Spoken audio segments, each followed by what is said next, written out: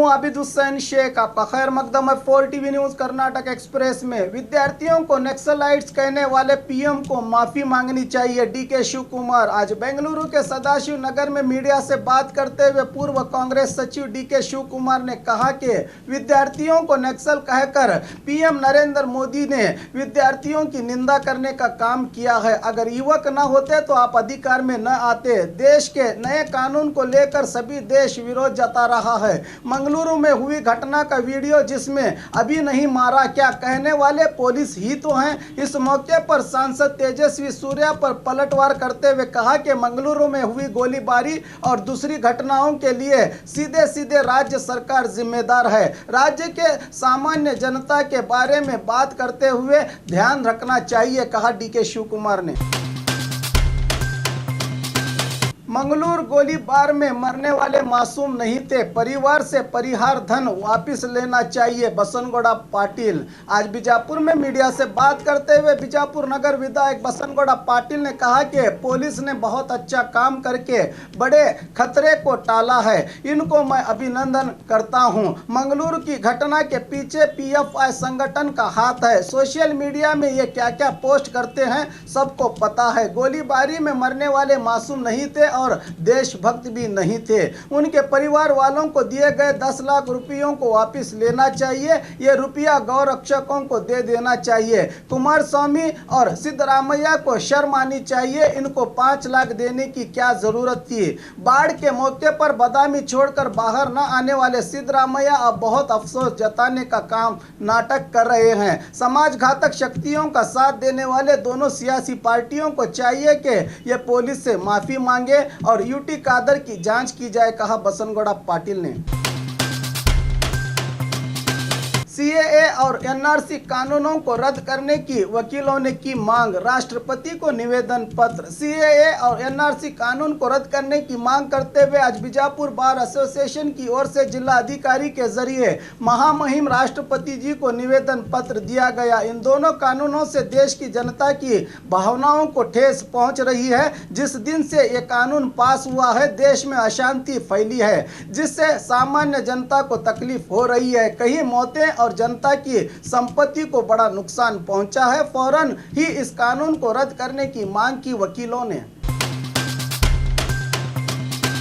BJP सरकार देश के 2 टुकड़े करना चाहती है, पूर्व सांसद सनदी का आक्रोश। सीएए और एनआरसी कानून के विरोध सभा में आज बात करते हुए हुबली में कहा कि देश में हम सब प्यार और भाईचारे से रह रहे हैं। पौरत्व कानून को लेकर बीजेपी हिंदू और मुसलमानों को अलग करना चाहती है। केंद्र सरकार जात भेद पैदा कर रही है, इससे देश का भला नहीं बल्कि बुरा ही होगा। जल्द से जल्द इस कानूनों को वापस लेकर देश में शांति की बहाली की जाए। इन कानूनों के पहलुओं पर विचार विमर्श न करके केंद्र सरकार ने अपनी मनमानी का सबूत दिया है। सांसद सुरेश अंगड़ी के बयान पर पलटवार करते हुए कहा कि ये हमें भी मालूम है कि देश कोई मुसाफिर खाना नहीं है, बड़े पद पर रहकर छोटी बातें करना इन्हें शोभा नहीं देता, कहा सनदी ने। इस जुलूस में सभी धर्मों के लोगों के साथ साथ एकता में अनेकता की मिसाल पेश करते हुए रंगारंग कपड़े पहने बच्चे आकर्षण का केंद्र बने। मुसलमानों की देशभक्ति पर सवाल नहीं किया जा सकता, भवानी मठ। गंगावती में मुस्लिम समुदाय की ओर से पौरत्व कानून को लेकर विरोध प्रदर्शन में भाग लेते हुए कांग्रेस के नायक मुकुंद राव भवानी मठ ने कहा कि मुसलमानों की देशभक्ति पर सवाल उठाया नहीं जा सकता।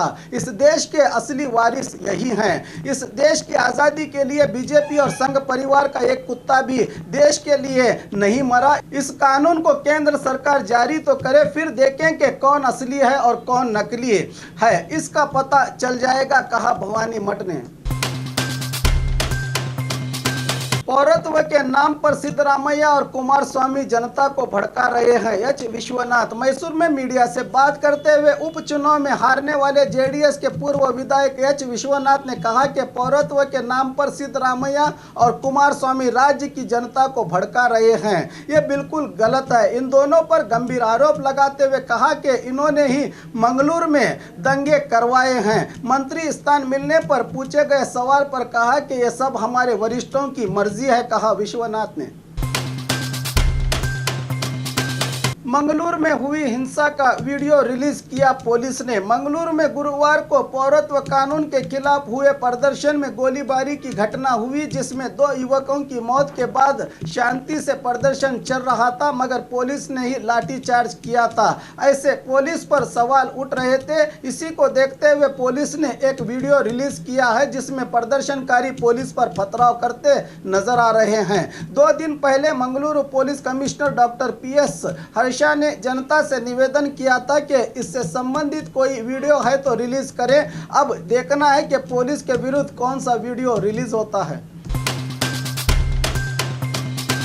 अधिकारियों को MLA की चेतावनी। बीदर जिला बसवा कल्याण के तालुका पंचायत सभा भवन में आयोजित प्रगति सभा में बात करते हुए कांग्रेस MLA B नारायण राव ने अधिकारियों को चेतावनी देते हुए कहा कि ठीक से काम करें वरना कुर्सी खाली करें। तरक्की में शिक्षा, समाज कल्याण और पिछड़े वर्ग विभागों की बड़ी अहमियत है। कोई भी काम जिम्मेदारी समझकर करना चाहिए। कौन से गाँव में मंदिर मस्जिद कैसी है मैं नहीं देखूंगा, बल्कि वहाँ स्कूल कैसी है, शिक्षा कैसी है ये पहले देखूंगा।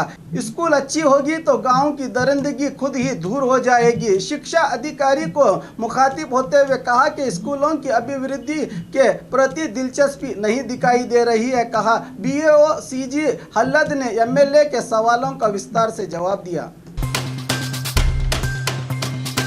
20,000 के लिए 20 बार चाकू से हमला करके कत्ल करने वाले पुलिस की गिरफ्त में। इसी महीने की 11 तारीख को बेंगलुरु के नंदनी लेआउट में ऑटो चालक राघो का बड़ी बेरहमी से कत्ल किया गया था। इस कत्ल की जांच के लिए उत्तर विभाग DCP शशि कुमार ने पुलिस की टीम का गठन किया था। आज सुबह इस कत्ल के आरोपी बाबू शिव कुमार को गिरफ्तार करने पुलिस जालहल्ली के इलाके में पहुंची तो बाबू ने पुलिस पर हमला किया तो PSI वेंकट रामू ने चेतावनी के बाद भी आरोपी न रुका तो पहले हवा में गोली चलाई, फिर आरोपी के पांव पर गोली दाग दी। इसको गिरफ्तार करके प्राइवेट अस्पताल में भर्ती किया गया है। राघव और इनके मामा प्रभाकर के बीच रुपयों के मामले को लेकर झगड़ा हुआ था। इसी के मद्देनजर प्रभाकर ने राघव को खत्म करने के लिए बाबू को सुपारी दी थी। इसी की जानकारी दी DCP शशि कुमार ने। मंगलूर गोलीबार घटना के लिए मोदी और अमित शाह ही जिम्मेदार हैं, दिनेश गुंडूराव। गोलीबार की घटना के बाद आज पहली बार मंगलुरु पहुंचे KPCC अध्यक्ष दिनेश गुंडूराव ने गोलीबार का निशाना बने युवकों के परिवार वालों से मिलकर उनको दिलासा दिया। इस मौके पर मीडिया से बात करते हुए कहा कि पूरे देश में अब तक केंद्र सरकार के जिद्दी रवैये के कारण 25 लोगों की मौत हुई है। इन सब की मौत का कारण नरेंद्र मोदी और अमित शाह हैं। मंगलुरु की घटना के लिए राज्य सरकार को दोषी ठहराया। बेंगलुरु में 1 लाख से अधिक लोगों ने प्रदर्शन किया मगर कुछ भी नहीं हुआ। मंगलुरु में क्यों हुआ? राज्य में 144 कलम लगाने की क्या जरूरत थी? लगता है कि 2-4 प्रदर्शनकारी मर भी जाएं तो कोई बात नहीं, आगे बढ़िए। शायद पुलिस को ऐसा आदेश दिया गया था। इस कानून का विरोध सिर्फ मुसलमान ही नहीं बल्कि सभी धर्म समुदाय के लोग कर रहे हैं। ऐसी गोलीबार की घटना अब तक कर्नाटक में नहीं हुई। केरला से लोग आकर पुलिस पर हमला किया, ऐसी झूठी अफवाहें फैलाई जा रही हैं। इस घटना की जांच CID को सौंपी गई है। यह ठीक नहीं है। जांच के लिए हाईकोर्ट के जज को नियुक्त करना था, कहा दिनेश गुंडूराव ने। और खबरों के लिए देखते रहिए 4 TV न्यूज़ कर्नाटक एक्सप्रेस।